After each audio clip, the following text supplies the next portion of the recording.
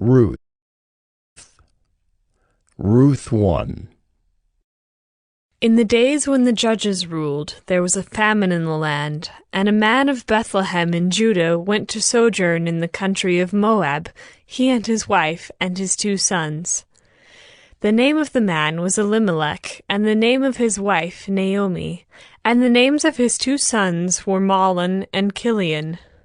They were Ephrathites from Bethlehem in Judah. They went into the country of Moab and remained there. But Elimelech, the husband of Naomi, died, and she was left with her 2 sons. These took Moabite wives. The name of the one was Orpah, and the name of the other Ruth. They lived there about 10 years, and both Mahlon and Chilion died, so that the woman was left without her 2 sons and her husband. Then she arose with her daughters-in-law to return from the country of Moab, for she had heard in the fields of Moab that the Lord had visited his people and given them food. So she set out from the place where she was with her 2 daughters-in-law, and they went on the way to return to the land of Judah.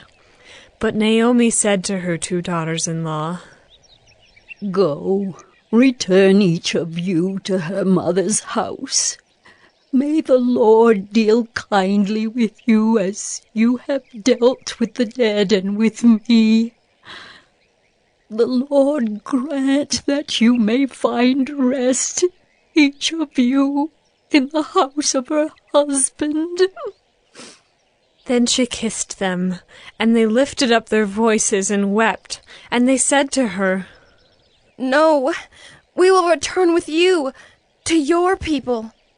But Naomi said, "Turn back, my daughters. Why will you go with me? Have I yet sons in my womb that they may become your husbands? Turn back, my daughters. Go your way, for I am too old to have a husband.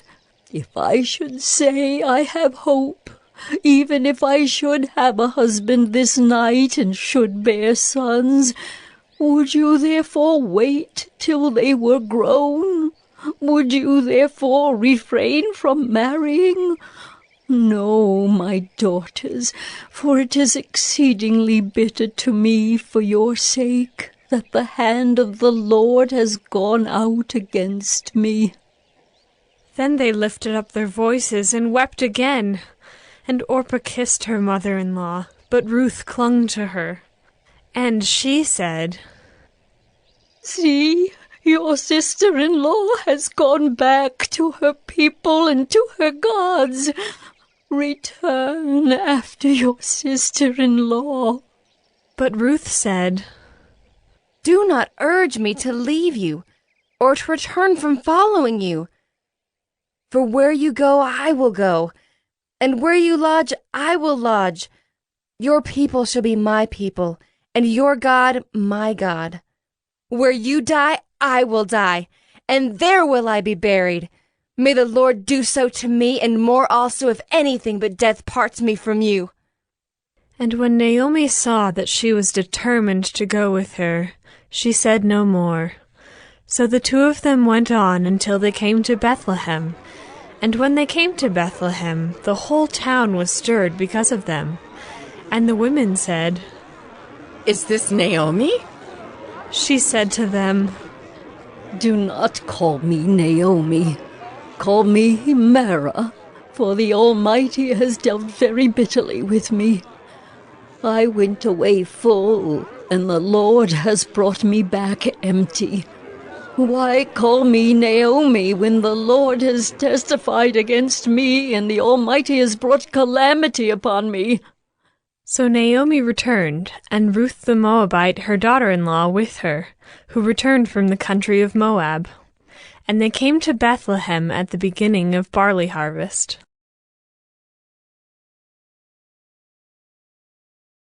Ruth 2. Now Naomi had a relative of her husband's, a worthy man of the clan of Elimelech, whose name was Boaz. And Ruth the Moabite said to Naomi, Let me go to the field and glean among the ears of grain after him in whose sight I shall find favor. And she said to her, Go, my daughter. So she set out and went and gleaned in the field after the reapers. And she happened to come to the part of the field belonging to Boaz, who was of the clan of Elimelech. And behold, Boaz came from Bethlehem, and he said to the reapers, The Lord be with you. And they answered, The Lord bless you.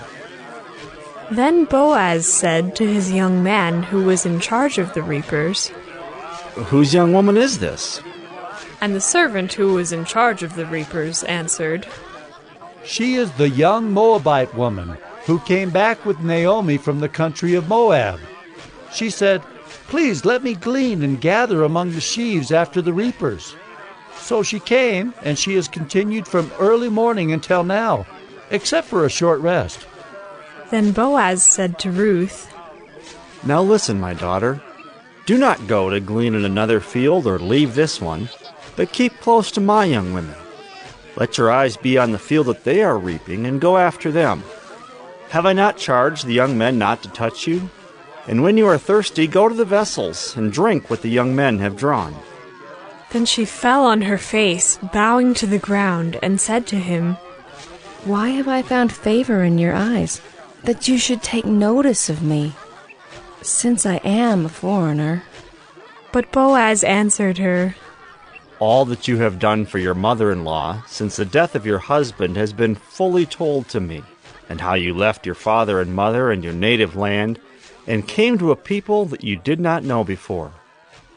The Lord repay you for what you have done, and a full reward be given you by the Lord, the God of Israel, under whose wings you have come to take refuge. Then she said, I have found favor in your eyes, my lord, for you have comforted me, and spoken kindly to your servant, though I am not one of your servants. And at mealtime Boaz said to her, Come here, and eat some bread, and dip your morsel in the wine. So she sat beside the reapers, and he passed to her roasted grain. And she ate until she was satisfied, and she had some left over. When she rose to glean, Boaz instructed his young men, saying, Let her glean, even among the sheaves, and do not reproach her. And also pull out some from the bundles for her, and leave it for her to glean, and do not rebuke her. So she gleaned in the field until evening. Then she beat out what she had gleaned, and it was about an ephah of barley. And she took it up and went into the city. Her mother-in-law saw what she had gleaned. She also brought out and gave her what food she had left over after being satisfied.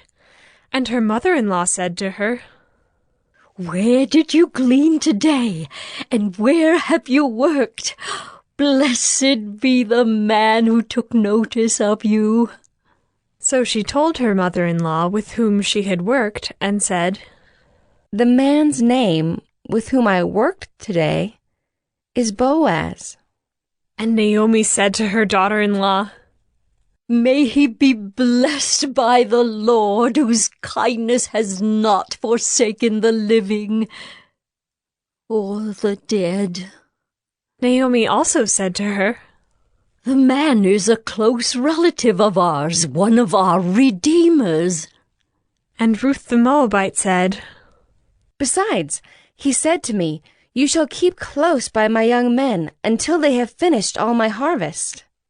And Naomi said to Ruth, her daughter-in-law, It is good, my daughter, that you go out with his young women, lest in another field you be assaulted. So she kept close to the young women of Boaz, gleaning until the end of the barley and wheat harvests. And she lived with her mother-in-law.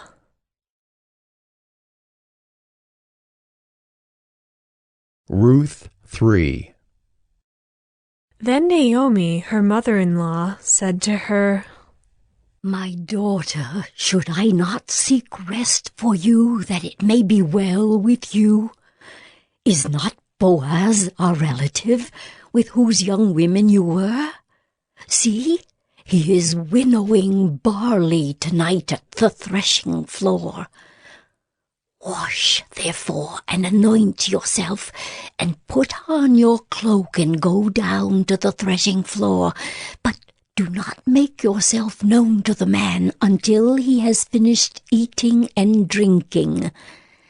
But when he lies down, observe the place where he lies. Then go and uncover his feet and lie down, and he will tell you what to do." And she replied, "All that you say, I will do." So she went down to the threshing floor and did just as her mother-in-law had commanded her. And when Boaz had eaten and drunk, and his heart was merry, he went to lie down at the end of the heap of grain. Then she came softly and uncovered his feet and lay down. At midnight the man was startled and turned over, and behold, a woman lay at his feet. He said, Who are you? And she answered, "I am Ruth, your servant. Spread your wings over your servant, for you are a redeemer." And he said, May you be blessed by the Lord, my daughter. You have made this last kindness greater than the first, in that you have not gone after young men, whether poor or rich. And now, my daughter, do not fear. I will do for you all that you ask, for all my fellow townsmen know that you are a worthy woman. And now it is true that I am a redeemer, yet there is a redeemer nearer than I. Remain tonight, and in the morning, if he will redeem you, good, let him do it. But if he is not willing to redeem you, then, as the Lord lives, I will redeem you. Lie down until the morning. So she lay at his feet until the morning, but arose before one could recognize another. And he said, Let it not be known that the woman came to the threshing floor. And he said, Bring the garment you are wearing, and hold it out. So she held it, and he measured out 6 measures of barley and put it on her. Then she went into the city, and when she came to her mother-in-law, she said, "How did you fare, my daughter?" Then she told her all that the man had done for her, saying, "These 6 measures of barley he gave to me, for he said to me, 'You must not go back empty-handed to your mother-in-law.'" She replied, "Wait, my daughter, until you learn how the matter turns out, for the man will not rest, but will settle the matter today."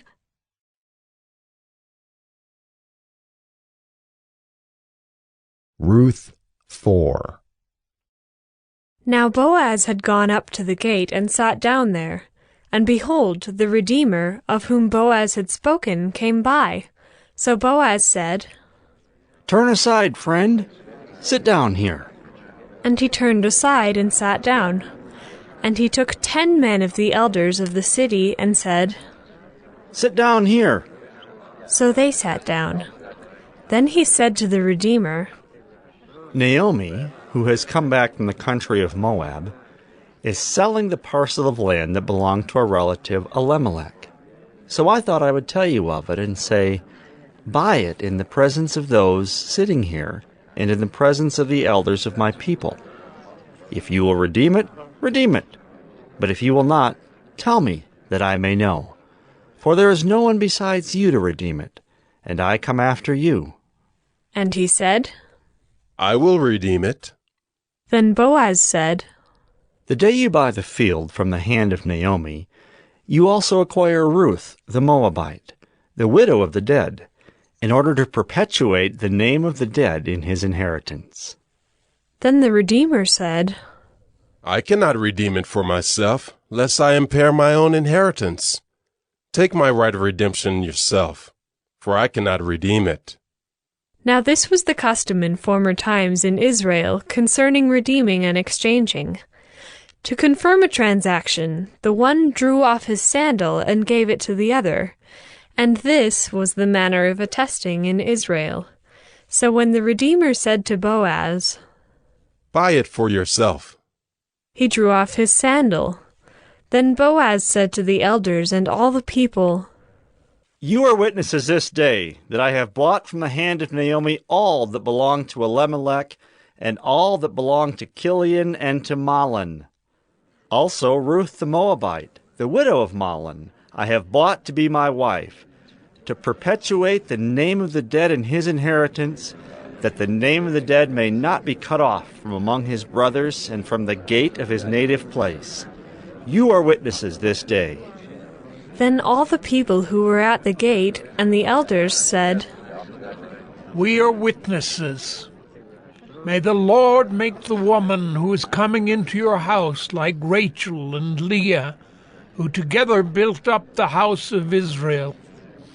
May you act worthily in Ephrathah, and be renowned in Bethlehem. And may your house be like the house of Perez, whom Tamar bore to Judah, because of the offspring that the Lord will give you by this young woman. So Boaz took Ruth, and she became his wife. And he went in to her, and the Lord gave her conception, and she bore a son. Then the women said to Naomi, Blessed be the Lord, who has not left you this day without a redeemer, and may his name be renowned in Israel. He shall be to you a restorer of life, and a nourisher of your old age, for your daughter-in-law who loves you, who is more to you than 7 sons, has given birth to him. Then Naomi took the child and laid him on her lap and became his nurse. And the women of the neighborhood gave him a name, saying, A son has been born to Naomi. They named him Obed. He was the father of Jesse, the father of David. Now these are the generations of Perez. Perez fathered Hezron. Hezron fathered Ram. Ram fathered Amminadab. Amminadab fathered Nahshon. Nahshon fathered Salmon. Salmon fathered Boaz. Boaz fathered Obed. Obed fathered Jesse. And Jesse fathered David.